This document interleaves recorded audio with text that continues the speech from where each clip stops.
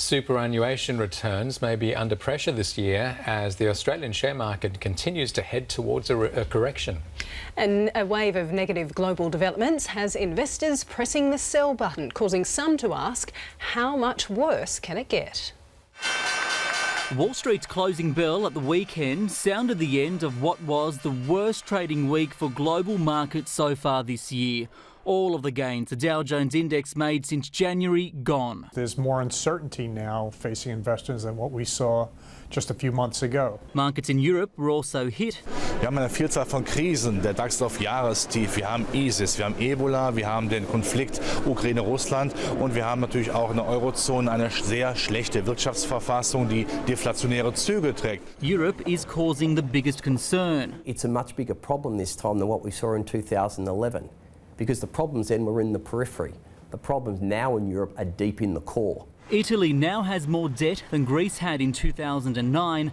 Germany, the area's biggest economy, had its growth forecasts trimmed by the International Monetary Fund last week. There is significantly less room for manoeuvre than we had, for instance, 1 year ago. That's because the European Central Bank has already slashed its main interest rate close to 0%.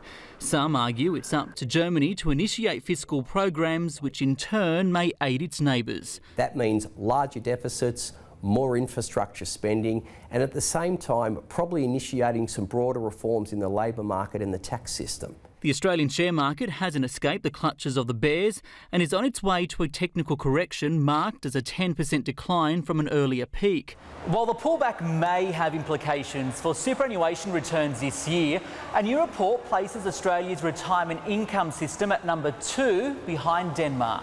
The increase in the superannuation guarantee lifted Australia's standing in the Melbourne Mercer Global Pension Index, but there are a few things the Danes are doing better. Firstly, they have good coverage. That means it's not only the employees that are part of the system, but also the self-employed. Secondly, their level of contribution rate is 12%. Ours is currently 9.5%. There are similarities though, like the need to lift the retirement age to reflect increasing life expectancy. That means having to work for longer. Ricardo Goncalves, SBS World News.